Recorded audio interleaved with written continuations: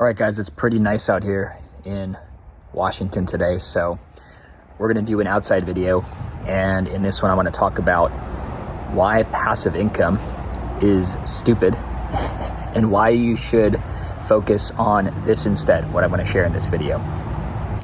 So just to put into perspective, the most passive income source that I can think of is dividend stocks. Now, dividend stocks, what happens is you buy a stock of a company, let's say it's Coca-Cola.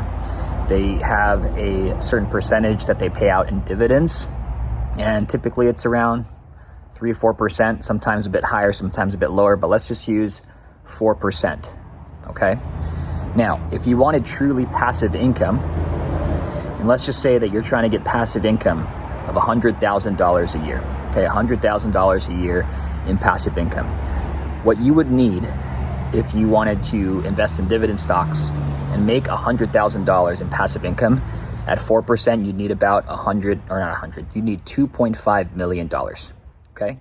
So if you wanted to make $100,000 a year in passive income, you need $2.5 million. Now that's after tax money. So you would probably have to make closer to, like, let's just say 4 million, or let's just say 4.5 million if you wanted to get to that $2.5 million in after tax income that you could put into dividend stocks. Now, most people are never going to get there because they have maybe a lower to mid-paying job. Maybe they have a lot of expenses. Maybe they spend a lot on entertainment, food, rent, and whatever. So it's obviously hard to get to that number, to get to $2.5 million invested in dividend stocks that are paying you that 4% or $100,000 a year passively. So I think it's pretty stupid for most people to focus on that. Everyone likes the idea or loves the idea of passive income, but it really only exists for people who have already made it, okay? People who already have millions of dollars to put in and they have so much money that they can just let their money make them more money, which is enough to pay for their lifestyle. Now, $100,000 is also not that much anymore.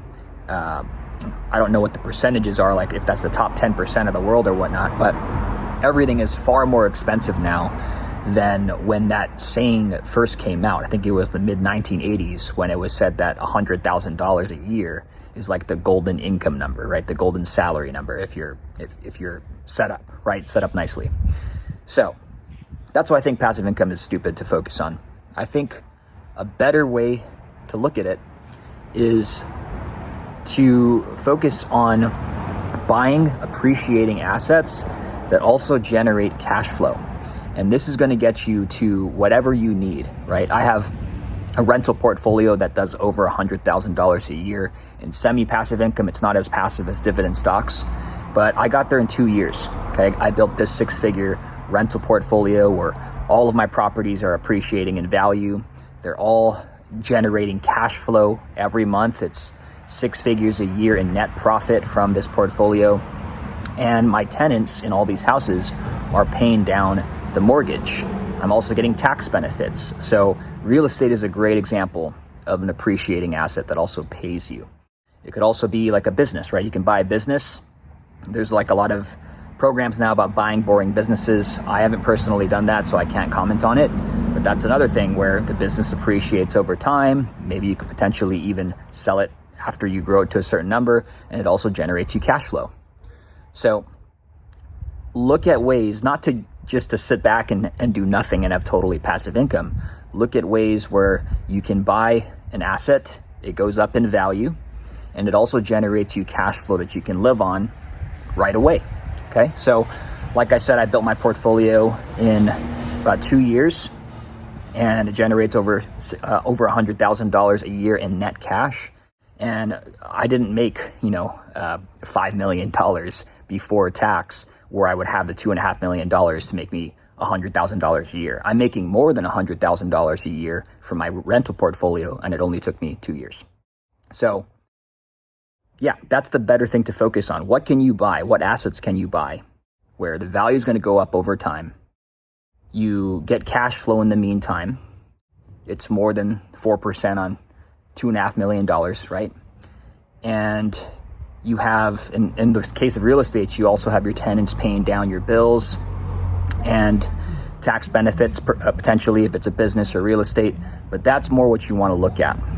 So a better way to look at this is to first sit down and track all of your expenses. So write it down, and you're looking for the number that it's going to cost you, like your lifestyle expense number. So for example, if I looked at all my expenses, let's just say for my rent and food and entertainment and travel and all the expenses in a month, let's just say it's $10,000. Well, in that case, I would already be financially free, right? Because all of my rental properties are paying for that expense. So you want to look at what your lifestyle expenses are, everything that you need to live on a monthly basis, and then look into assets like a business or like real estate, and look at strategies that are going to allow you to get into those industries, to buy business, to buy real estate, or you can stack those up over time, and you can stack it up a lot quicker than just trying to generate $5 million and put it into the stock market. And you can generate cash flow, and that just stacks up over time as you get more properties and more assets. So that's a better way. It's semi-passive income. It's not completely passive, right? I still spend a decent amount of hours in my rental portfolio, but I don't mind it. I think it's pretty exciting stuff to learn about. It's also pretty exciting watching your net worth grow and watching your cash flow grow. It's like a little game. And that's the better way to look at it. Don't look at how do I do no work and have completely passive income coming in. You're probably going to be bored anyway. If you did have all that money coming in passively, you'd want to do something.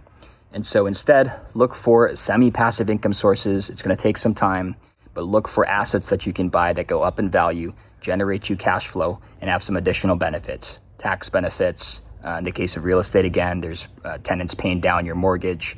And that's more what you want to look for. That's how you become financially free a lot quicker, is if you stop focusing on passive income and you start looking at it in that way. So I hope that was useful to hear. If you want to see any specific things in the future videos, let me know in the comments. But that's going to be it for this one, and I'll see you in the next video.